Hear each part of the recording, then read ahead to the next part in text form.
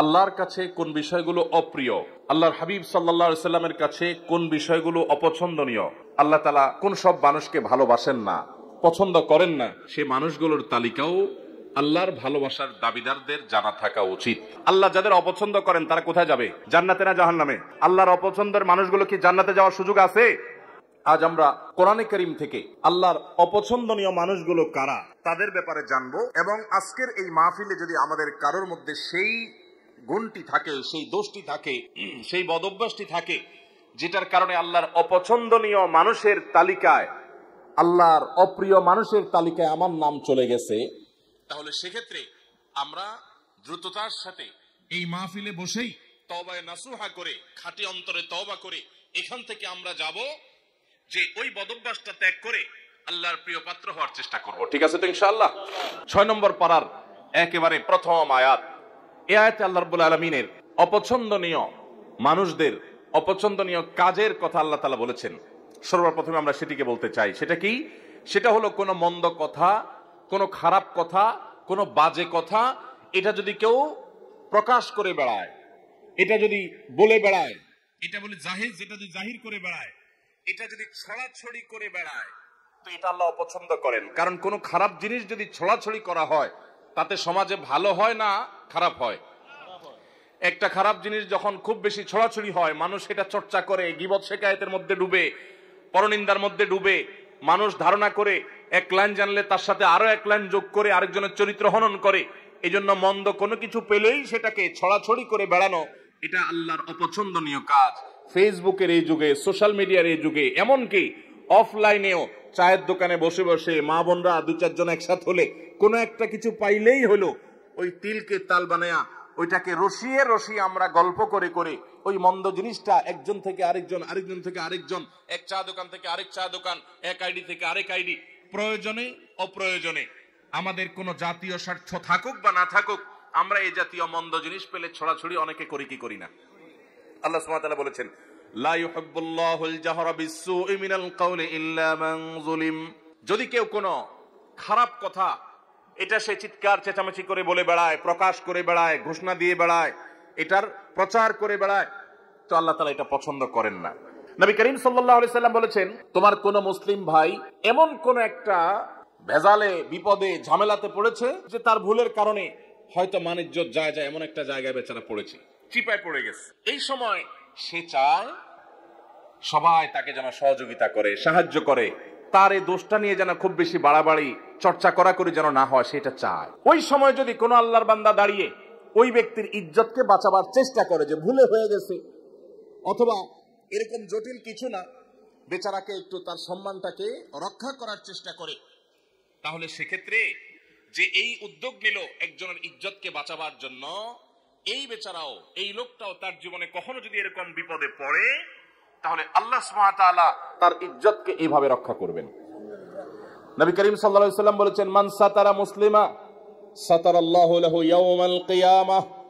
যে ব্যক্তি কোনো মুসলমানের দোষ গোপন করবে, কিয়ামতের ময়দানে মানব ইতিহাসের সকল সদস্য, আদম আলাইহিস সালাম থেকে নিয়ে কিয়ামত হওয়া পর্যন্ত আগত সকল মানুষ যখন উপস্থিত থাকবে, সবার সামনে ওই ব্যক্তির দোষটাকে আল্লাহ তাআলা ডেকে এনে গোপন করে দিবেন। তাহলে কিয়ামতের ময়দানে আল্লাহ যদি আমাদের দোষ গোপন না করে প্রতিটা দোষ যদি প্রকাশ করেন, এর চাইতে বড় শাস্তি, এর চাইতে বড় আযাব আর কি হতে পারে? সে আযাব থেকে বাঁচার জন্য অন্যতম উপায় এবং মাধ্যম হলো দুনিয়াতে মানুষের দোষ ত্রুটি পেলেই সেটা বলে বেড়ানোর এই মানসিকতা পরিহার করতে হবে। হ্যাঁ, কিছু দোষের প্রচার প্রয়োজন আছে মানুষকে সাবধান করার জন্য, সতর্ক করার জন্য, সেটাও যতটুকু না করলে নয় ততটুকু। নাম্বার 2, সীমা লঙ্ঘনকারীকে আল্লাহ তাআলা পছন্দ করেন না। আল্লাহ বলেছেন, ইন্নাল্লাহা লা ইউহিব্বুল মুতাদিন। আল্লাহ তাআলা সীমা লঙ্ঘনকারীকে পছন্দ করেন না। ভাইরা আমার, সীমা লঙ্ঘনকারী কারা? সীমা লঙ্ঘনকারী হলো ওই ব্যক্তিরা যাদের জন্য আল্লাহ তাআলা সীমানা ঠিক করে দিয়েছেন, সে সীমানা ক্রস করে চলে যায়। আপনি দেখা দিতে পারবেন অমুক অমুক অমুক অমুক নারীর সাথে, যাদের সাথে আপনার রক্তের সম্পর্ক আছে, নিজের স্ত্রী ছাড়া তাদের সাথে আপনি দেখা দিতে পারবেন। এছাড়া আপনার যাদের সাথে দেখা দেওয়া জায়েজ, মাহরাম, তাদের সাথে আপনি দেখা দিতে পারবেন। এটা আল্লাহর সীমানা। এর বাইরে বাকিদের সাথে দেখা দেওয়া যাবে যাবে না। এটা হলো আল্লাহর সীমানা। এখন যদি সেই সীমানা ক্রস করে আপনি যেই কোনো নারীর ছবি পেলেন, ভিডিও পেলেন, ফুটেজ পেলেন, ফেসবুকে পেলেন, পেপারে পেলেন, ম্যাগাজিনে পেলেন, যেখানে পেলেন, রাস্তাঘাটে পেলেন, আপনি চান্সে তাকে দেখে নিলেন, মনে মনে হারাম স্বাদ আস্বাদন করলেন, জল্পনা কল্পনা করলেন, তাহলে আল্লাহ যে সীমানা দিয়েছেন সেই সীমানাটা আমরা ক্রস করলাম কি করলাম না? আল্লাহ যাদের সম্পর্কে, যাদের সাথে দেখা দেওয়াকে জায়েজ করেছেন, তাদের গণ্ডি ওভারটেক করে যাদের সাথে দেখা দেওয়ার অনুমতি আল্লাহ দেন নাই, আপনি সেখানেও গিয়ে দেখেছেন, তাহলে সীমানা ক্রস করছেন কি করেন নাই? এটা হলো সীমা লঙ্ঘন। সীমা লঙ্ঘনের আরো বহু দিক আছে। তাহলে আল্লাহ যেগুলোকে হারাম করেছেন সেগুলোতে লিপ্ত হলে সেটা হলো সীমা লঙ্ঘন। নাম্বার 3, যারা খেয়ানত করে, আমানত দিলে আমানত রক্ষা করে না, আমানত নষ্ট করে, পাপিষ্ঠ, খারাপ মানুষ, গুনাহ করে বেড়ায়, নাজায়েজ কাজ করে বেড়ায়, কোনো ভয় নাই তার অন্তরে, এই মানুষগুলোকেও আল্লাহ তাআলা পছন্দ করেন না। কোরআনে কারীমে আল্লাহ রাব্বুল আলামিন তাদের সম্পর্কে বলেছেন, ইয়ামহাকুল্লাহুর রিবা ওয়া ইউরবিস সাদাকাত। আল্লাহ তাআলা রিবা এটাকে ধ্বংস করবেন, সুদকে ধ্বংস করেন, আর সাদাকাতকে আল্লাহ রাব্বুল আলামিন বাড়িয়ে দেন। ওয়াল্লাহু লা ইউহিব্বু কুল্লা কাফফারিন আযীম। আর সকল আল্লাহ তাআলা অবিশ্বাসীকে, কাফিরকে, বেঈমানকে, আল্লাহর প্রতি যাদের ঈমান নাই তাদেরকে, এবং পাপিষ্ঠ খারাপ মানুষকে আল্লাহ তাআলা অপছন্দ করেন, তাদেরকে আল্লাহ তাআলা পছন্দ করেন না। আল্লাহ তাআলা আরো বলেছেন, ইন্নাল্লাহা লা ইউহিব্বু মান কানা খাওয়ানান আযীমা।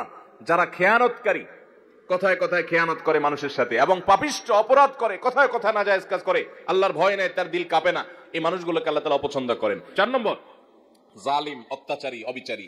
আল্লাহ তাআলা তাদের সম্পর্কে বলেছেন, ইন্নাহু লা ইউহিব্বুজ জালিমিন। নিশ্চয় আল্লাহ রাব্বুল আলামিন জালিমদেরকে কখনো পছন্দ করেন না। অনেক লোক আছে দেখবেন, নামাজ পড়ে, রোজা রাখে, হজ করে, দান সাদাকা করে, ওয়াজ নসিহত করে, ওয়াজ নসিহত শুনে, কোরআন তেলাওয়াত করে, তাসবিহ তাহলিল করে। অনেক মহিলারা, মা বোনরা আছেন, তারা পর্দা পুশিদাও করে, কিন্তু আবার অন্যের প্রতি জুলুমও করে। আছে না নাই? ভাইরা আমার, অনেক ভাইরা আছি আমরা, দুর্বল পেলে, গরিব মানুষ পেলে তাদের উপরে চড়াও হই, তাদের উপরে অত্যাচার করি, তাদের হক নষ্ট করি, তাদের উপরে জুলুম করি। মনে রাখবেন, জুলুম এত ভয়াবহ অপরাধ, এত ভয়াবহ অপরাধ, কিয়ামতের ময়দানে কোন চতুষ্পদ জন্তু, তারা কি আমাদের মতো তাদের আমলের কোন হিসাব নিকাশ হবে? গরু, ছাগল, হাঁস, মুরগি, যত রকমের আল্লাহর সৃষ্টি আছে, মানুষ ছাড়া, জিন ছাড়া, তাদের কোনো হিসাব নিকাশ হবে? আল্লাহ তাআলা হাঁস মুরগিকে বলবেন যে কি পরিমাণ খাইছো, হালাল খাইছো না হারাম খাইছো, হিসাব দিয়ে যাও। এরকম কোন কথা আছে কোরআন হাদিসে? হাঁস মুরগি যদি আরেকজনের ঘরে যায়া তার প্লেট থেকে ভাত খেয়ে চলে আসে, কিয়ামতের ময়দানে আল্লাহ তাদেরকে জাহান্নামের শাস্তি দিবেন, এমন কোন কথা আছে? কারণ তাদের এইসব হিসাব নিকাশ নাই, এগুলো হবে মানুষের। কিন্তু ভাইরা আমার, জুলুম এরকম একটা অপরাধ, এরকম একটা গুনাহ, জীবজন্তু, পশু পাখিরাও যদি একজন আরেকজনের প্রতি জুলুম করে, কিয়ামতের ময়দানে শুধু ওই একটা অপরাধের বিচার তাদের হবে। নাম্বার 5, অহংকারী, দাম্ভিক। অহংকারী মানুষকে আল্লাহ তাআলা অপছন্দ করেন। আল্লাহ তাআলা বলেছেন, ইন্নাল্লাহা লা ইউহিব্বু মান কানা মুখতালান ফখুরা। যারা গর্ব করে বেড়ায়, অহংকার করে বেড়ায়, এই মানুষগুলোকে আল্লাহ তাআলা পছন্দ করেন না। আল্লাহর ঘৃণিত, আল্লাহর পছন্দনীয় মানুষেরা যারা অহংকার করে।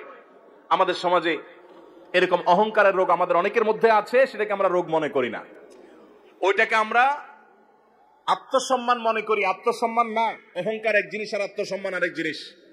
আপনি নিজেকে বড় করলেন, বড় মনে করলেন, ভাবসাব নিয়ে রাস্তাঘাটে গেলেন, একটু বড় লোকের ছেলে, ক্ষমতাবান মানুষের ছেলে, আপনার চলাফেরার ভিতরে একটু ভাবসাব আসলো, বাকিদেরকে মানুষ মনে করলেন না, এটা হলো অহংকার।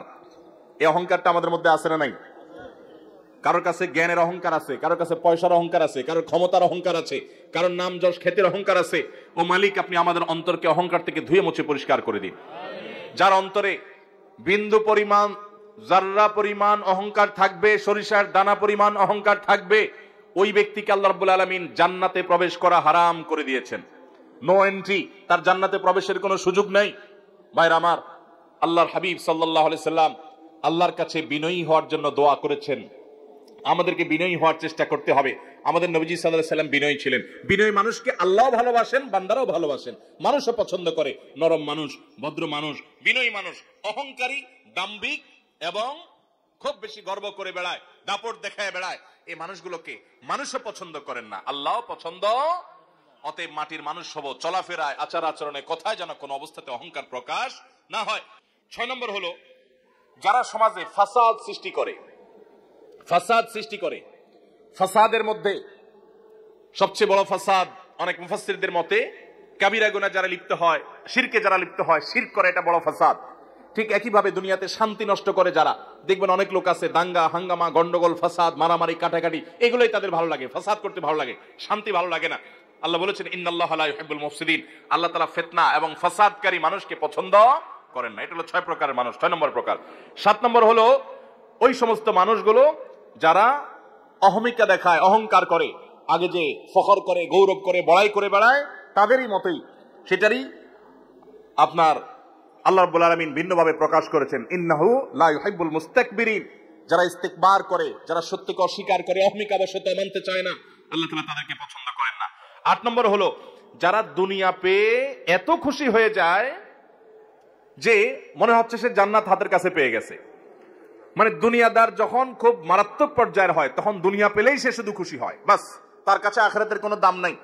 মনে রাখবেন, দুনিয়ার কোনো নেয়ামত পেলে খুশি হওয়াটা দোষের না, কিন্তু আনন্দে আত্মহারা হয়ে গেলেন এটার মানে হলো আপনার অন্তরে দুনিয়া ভরে গেছে। কথা কি বুঝাতে পারছি? অনেক লোক আছে দেখবেন যে দুনিয়ার কোনো অর্জন হলে খুশিতে একদম বাগবা, সে লাফালাফি, মনে হচ্ছে জান্নাত পেয়ে গেছে। আবার দুনিয়ার যদি কোনো ক্ষতি হয়ে যায় সে এমন ভাবে ভেঙে পড়ে মনে হচ্ছে তার সব শেষ হয়ে গেছে। এটা কোনো মুসলমানের চরিত্র না। 9 নম্বর যে মানুষগুলোকে আল্লাহ পছন্দ করেন না তারা হলো অপচয়কারী। আল্লাহ বলেছেন ইন্নাহু লা ইউহিব্বুল মুসরিফিন। অপচয় আমাদের মধ্যে আছে না নাই?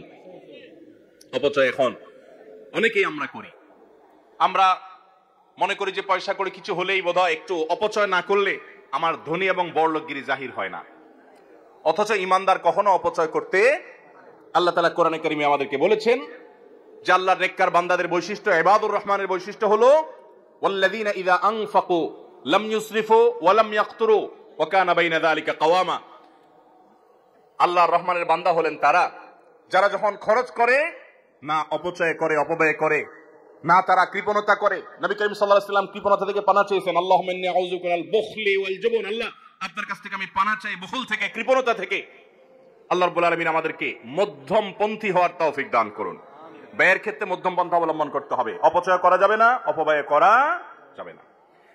এরপর 10 নম্বর যে মানুষগুলোকে আল্লাহ রাব্বুল আলামিন অপছন্দ করেন সেটি এসেছে নবী করিম সাল্লাল্লাহু আলাইহি ওয়াসাল্লামের হাদিসে। তিনি বলেছেন ইন্নাল্লাহা লা ইউহিব্বুল ফাহিশা ওয়াল মুতাফাহহিশ। যারা অশ্লীল কথা বলে, অশ্লীল কাজ করে, অশ্লীলতা ছড়াছড়ি করে, বেহায়াপনা করে, এই মানুষগুলোকে আল্লাহ তাআলা পছন্দ করেন না। ঠিক একইভাবে মুতাফাহহিশ সম্পর্কে মুহাদ্দিসরা অনেকে বলেছেন এর মানে হলো যারা অশ্লীলতা এটা প্রকাশ্যে করে, সবার সামনে খুল্লম খোলা ভাবে অশ্লীলতা করে, কোন রাগঢাক করা ছাড়া অশ্লীলতা করে, এটাকে পেশা বানিয়ে নিয়েছে, এটাকে নেশা বানিয়ে নিয়েছে, এই মানুষগুলোকে আল্লাহ তাআলা পছন্দ করেন, আল্লাহ তাআলা অপছন্দ করেন। ভাইরা আমার, 12 নম্বর আল্লাহ যাদেরকে অপছন্দ করেন তারা হলেন ওই সমস্ত মানুষেরা যারা ইসবাল করে, যারা টাকনুর নিচে পুরুষ হয়ে লুঙ্গি, জুব্বা, চাদর, প্যান্ট, পাজামা এগুলো পরে, এই ইসবালকারীদেরকে আল্লাহ তাআলা পছন্দ করেন না। নবী করিম সাল্লাল্লাহু আলাইহি ওয়াসাল্লাম বলেছেন ইন্নাল্লাহা লা ইউহিব্বুল মুসবিলিন। নিশ্চয়ই ইসবালকারীকে, অর্থাৎ টাকনুর নিচে যে পুরুষরা পোশাক আশাক পরে, এদেরকে আল্লাহ তাআলা পছন্দ করেন না। ভাইরা আমার, এভাবে আল্লাহর অপছন্দনীয় মানুষের তালিকা হাদিসের দিকে যখন তাকাই তখন আমরা আরো অনেক পাই যে কথায় কথায় ঝগড়া করে, অনেক বেশি, তাকে আল্লাহ তাআলা পছন্দ করেন না। যে ব্যক্তি বেচা কিনা করতে গিয়ে কথায় কথায় শপথ করে, কসম খায় এবং কাস্টমারকে ঠকাবার জন্য মিথ্যা কসম খায় এবং প্রয়োজনে অপ্রয়োজনে কসম করে, অনেক দোকানদারও আছে এরকম, তাদেরকে আল্লাহ তাআলা অপছন্দ করেন। ঠিক একইভাবে যে ব্যক্তি গরিব হয়ে আবার অহংকার করে আল্লাহ তাআলা তাদেরকে অপছন্দ করেন। যে ব্যক্তি ধনী হয়ে জুলুম করেন তাদেরকে আল্লাহ তাআলা অপছন্দ করেন। যে ব্যক্তি দুনিয়াটা খুব ভালো বোঝে, আখিরাতের কিছুই বোঝে না, এই মার্কালা মানুষ আমাদের সমাজে এখন ভরা, এরা আল্লাহর অপছন্দনীয় মানুষের তালিকা আছে। আল্লাহর অপছন্দনীয় মানুষের তালিকা এরকম খুঁজলে আমরা আরো অনেক পাবো কোরআন এবং হাদিসের আলোকে। আমরা কোরআন থেকে এবং নবী করিম সাল্লাল্লাহু আলাইহি ওয়াসাল্লামের হাদিস থেকে আল্লাহর অপছন্দনীয়, আল্লাহ যাদেরকে ঘৃণা করেন, অপছন্দ করেন, সেই মানুষগুলোর তালিকা জানলাম। আল্লাহ যাদের অপছন্দ করেন তারা কোথায় যাবে? জান্নাতে না জাহান্নামে? আল্লাহর অপছন্দের মানুষগুলো কি জান্নাতে যাওয়ার সুযোগ আছে?